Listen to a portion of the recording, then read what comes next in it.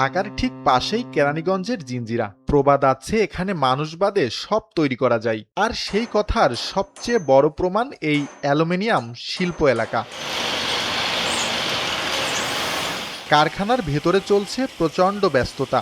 গরম ধাতব পাত, গর্জে ওঠা মেশিন আর কারিগরদের অদম্য দক্ষতায় প্রতিদিন হাজার হাজার মানুষের রান্নাঘরে ব্যবহৃত সিলভারের ভাত রান্নার হাঁড়ি এখানেই তৈরি হয়। যন্ত্রের মাধ্যমে মাত্র 40 সেকেন্ডে আকৃতি পায় একটি হাঁড়ি। ধাতব পাত ঢুকে যায় মোল্ডে আর মুহূর্তেই বেরিয়ে আসে নিখুঁত শেপ।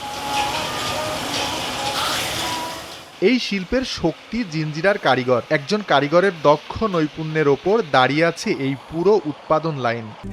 RICL TMX, যুগের পর যুগ স্থাপনা থাকে মজবুত। হাতুড়ির এক একটি আঘাতে তৈরি হয় পাতিলের নিখুঁত বক্রতা। তবে এক মুহূর্ত অমনোযোগ হলেই ঘটে পারে বড় দুর্ঘটনা। তাই প্রতিটি কাজেই থাকে সর্বোচ্চ সতর্কতা। একদিকে মেশিন ঘুরছে শব্দ তুলেই, আর অন্যদিকে প্রোডাকশন লাইনে সাজানো নতুন নতুন হাঁড়ি। এখানে একটি পাতিল তৈরির ধাপ হচ্ছে কাটিং, শেপিং, রিমিং, পালিশিং এবং কোয়ালিটি। আর সব ধাপ শেষে তৈরি হয় ঝকমকে টেকসই রান্নার হাঁড়ি, যা দেশের প্রায় সব প্রান্তেই সরবরাহ করা হয় প্রতিদিন।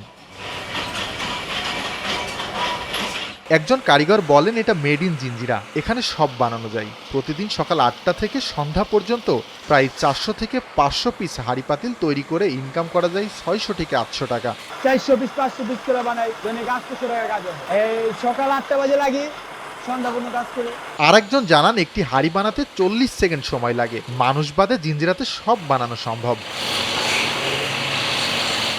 জিঞ্জিরার তৈরি তাওয়া, কড়াই, হাঁড়ি শুধু গৃহস্থলিতেই নয়, হোটেল, রেস্টুরেন্ট, ক্যাটারিং সর্বত্রই জনপ্রিয়। দামের দিক থেকে সাশ্রয়ী, আবার ঘরে ব্যবহৃত দীর্ঘস্থায়ী হওয়ায় ক্রেতাদের কাছে এর চাহিদা বছরের পর বছর এভাবেই স্থির রয়েছে।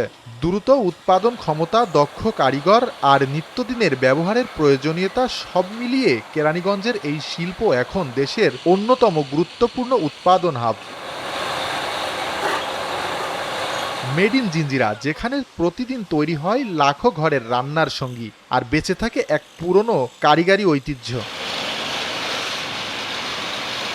জীবন ইসলাম, NPB।